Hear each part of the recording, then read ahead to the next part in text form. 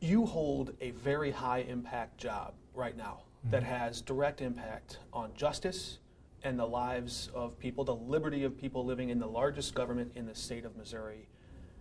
Why would you leave it? Why would you try to leave it? Well, you know, first of all, I'm laser focused on public safety in St. Louis County. We have some great men and women in this office, in the St. Louis County Prosecutor's Office, who are just doing an absolute job.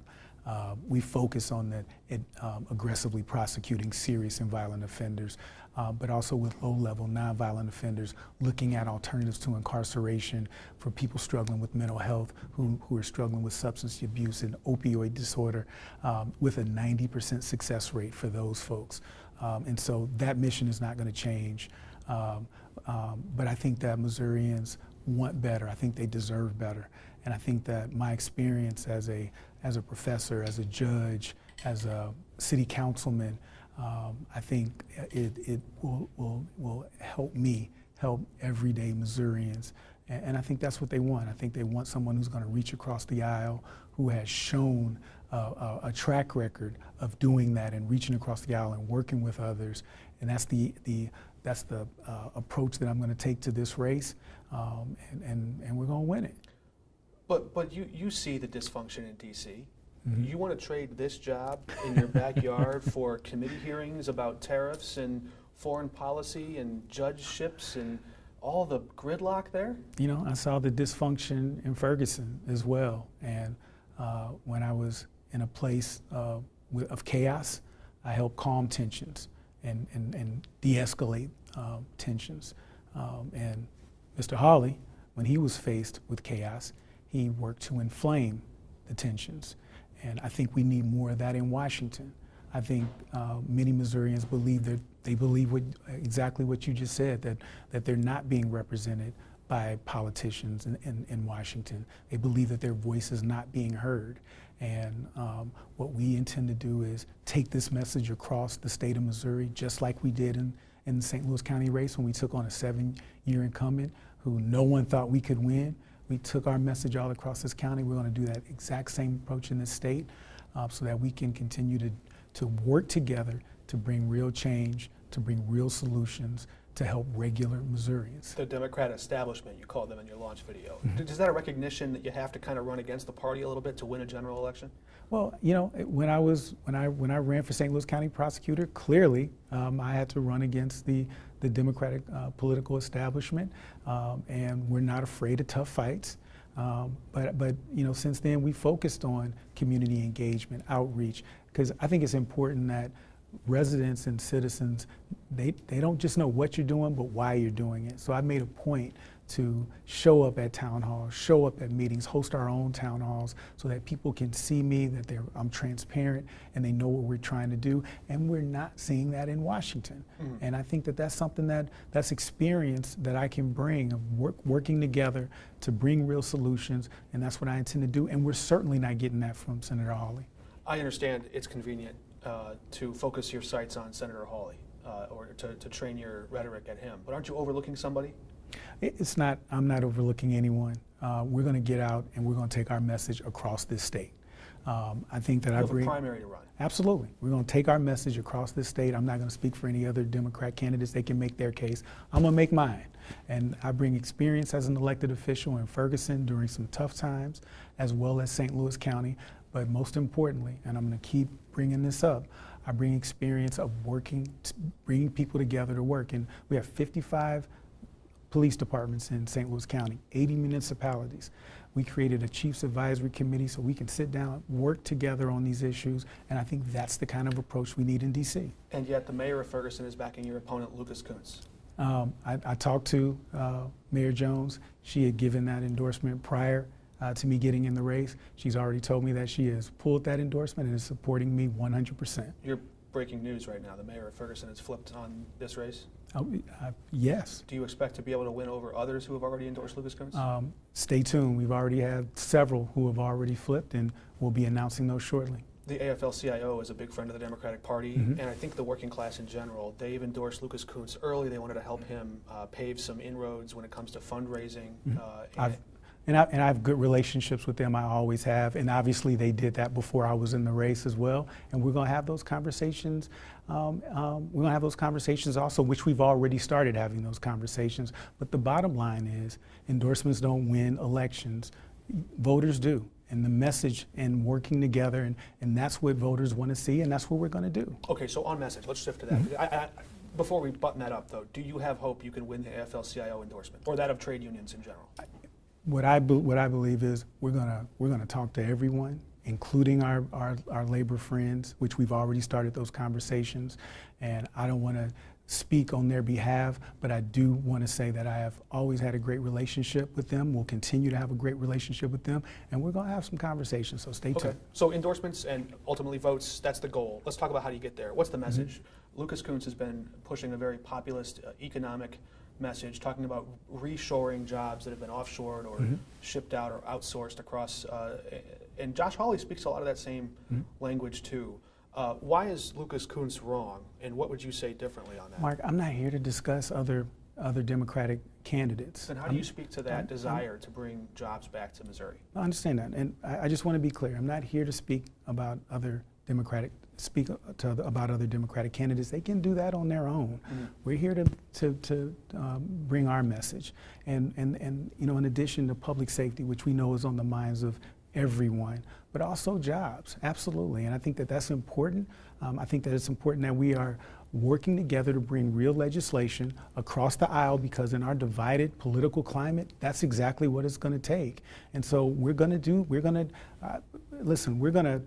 going to take this message across this state, and people in Missouri are tired of the division, the politicization of every single issue. And so voters want someone who's going to work with everyone, and that's what we're going to do. And trade unions want someone who's going to increase their wages, increase their jobs, Absolutely. bring jobs back. Would you have voted for the infrastructure bill? Absolutely, I would have. The CHIPS Act?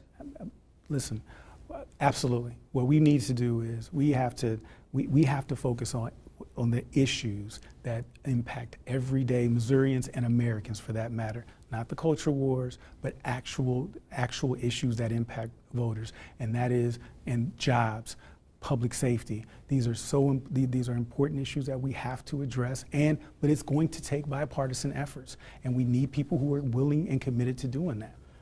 You mentioned the culture wars. Just recently, Congresswoman Cori Bush tweeted that the Democratic Party needs to push back against this anti-woke campaign. She said that's because the campaign is rooted in anti-blackness. Do you agree? Mark, I think that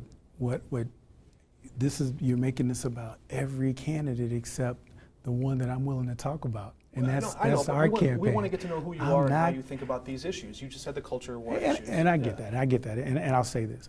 One thing that I know is that folks do know who I am. They know I'm someone that when there's a tough fight, I'm not going to shy away and make the political decision or the political calculation. I'm going to get involved. In Ferguson, that was not, when I ran for city council 9 months after Ferguson became Ferguson, that was not looked at as a job that would lead to other jobs. That was, we know we don't have to we have to go back and to that, but working together, we were able to bring court reform that no one thought we could do. We were able to bring community policing, which no one thought that we could do. And then in the St. Louis County Prosecutor's Office, we've been able to expand diversion programs while also aggressively prosecuting crimes, and that's from working together. And so I'm not here to talk about other Democratic candidates. What I'm here to talk about is our message, and we're going to take this message to Missourians all across the state. I asked that because your launch video itself rooted itself in Ferguson. Your answer there just reiterated that. Obviously, there was racial division there, and the state of Missouri has never once elected a statewide person of color. I don't know if it was so much as racial division, because what I saw were people of all backgrounds saying that we want change, and what it required was getting people together to work together, law enforcement, protesters, and activists. That's how we were able to turn that tide, and that's what we need more of in D.C. So you still see a path forward on those conversations, because there is a certain segment of the American political body that is hesitant to go there. Yeah, there absolutely is, and what I would like to mention is that When I was faced with chaos, I worked to calm tensions between police and protesters. Mm-hmm. When Josh Hawley was faced with chaos, he chose to inflame them. And I think if you want to get a measure of how I will be as a U.S. Senator, I think just look at my record. Mm-hmm. The same way with St. Louis County, as St. Louis County prosecuting attorney. We campaigned all over this county, West County, South County, North County, because we wanted to take our message to everyone. We were not going to concede any places that maybe were traditionally conservative, and we won big. In the history of Missouri, mm-hmm. voters have not once elected a black person to a statewide office. You'd be the first. Yeah. Why will this time be different? I think Missourians are worried about issues that impact them being able to make ends meet and put food on the table and be safe. And I think Missourians don't care what you look like as long as they know that you're going to work for them. And folks around here know that when I become U.S. Senator, that I'm going to work for them. I'm going to be here. I'm going to be a voice for them in D.C. And we need more of that commitment to working together. I've shown it. I've done it. Missourians want it. They deserve it, and that's what they're going to get. A couple quick questions about the Senate, and we'll have time to litigate all this throughout the primary and beyond. Of course. Should that occur. On the filibuster, mm-hmm. keep it, get rid of it? See, I'm fully in favor of filibuster reform. I think too many people like Mitch McConnell, for example, hide behind the filibuster, and we can't get meaningful legislation even when we have a majority of folks who want it. And so I think those are conversations we absolutely have to have, and that I would support. Should D.C. be a state? Oh, I think that I think that's something that we can talk about, because we have, and I know Carl Racine, the former Attorney General, I've actually talked to him about this conversation before. You have people that are not having the full representation that others of us enjoy in other jurisdictions, and I think that's something we should strongly consider. Should the Supreme Court grow? That's a good question. I think that many people feel that the selections weren't always fair and that they were partisan. And again, I think that's something, I know that there's been some studies being done on that. You're open to it? And I'm open to the conversation, absolutely. Sitting or past member, former member, favorite U.S. Senator? That's tough, because when I won St. Louis County prosecutor, Cory Booker called me, and Bernie Sanders called me, but during the campaign, the presidential campaign, I got to interview Amy Klobuchar. So that was cool, and I got a chance to talk to her. And so you are not going to get me in trouble with any of the senators that I know. So I'm going to say I have a deep respect for all of them. He's already playing the game. I look forward very much. That's survival, man. Politics is a game of, I guess, survival and the possible there. We'll leave that for now. I'm sure there's a lot more that we can cover. But I do have to ask you about the job that you have now before we let you go, because a lot of our viewers care about that job very much. Mayor Jones just got done saying in St. Louis, and a number of other people who previously had, Jennifer Joyce was among them, you can't hold a job that big, that important, and run for another one at the same time.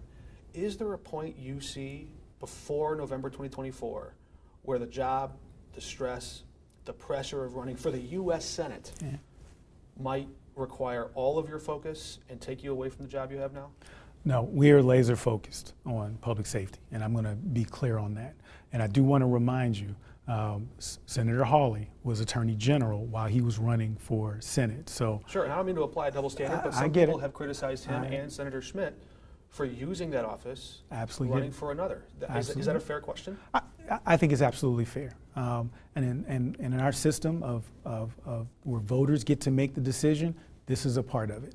And so we have a great group of men and women in our office, and so that are dedicated to public safety. I'm proud to be among them. And so we're gonna make certain that we're doing our job, and we're gonna keep pushing. And November 2024, when we get to that point, I'm sure we'll talk again sooner, before and during that time. But we have been so fortunate to have I've been so fortunate to have a great group of people in that office, so that we can continue to focus on public safety and in ways that are meaningfully benefiting St. Louis County residents. This will be my last question, probably this time. You talk a lot about public safety. When you get to DC, should you win this race, is there something that Congress can do on gun reform that it hasn't done yet? Absolutely. And what specifically does that look like at the local level? Because you know how Missouri and the legislature feels about this. Yeah, they don't want restrictions at all. Right. What specific gun safety reforms can you vote for today? And I'll say this, as a gun owner myself, I believe in common sense gun safety laws. Such as?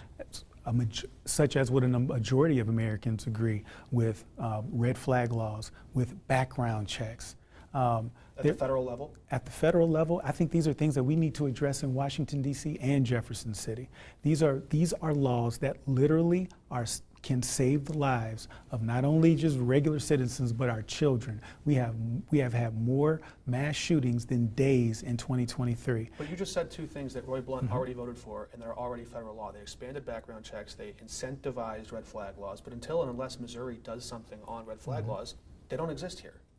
So what more could you do that isn't already federal law? I think we need to go further with all of these things. Right now, if someone is a domestic violence abuser, we cannot stop them from owning a gun. If someone is a domestic violence abuser, and we know that these are some of the most volatile types of situations. You're saying right now we can't stop them? Yeah, we can't stop them. There's so many more things that we can do. We have not scratched the surface on what we can do. And I want to be clear, we're just talking common sense gun laws. That's all we're talking about. 70–80% of the country, even in a recent Fox News poll, supported it. So 87% of people support expanding background checks. Over 80% support red flag laws. Absolutely. Well, we're running out of time, but thanks for sitting down with us. Absolutely, man. Good to see you as always. You too.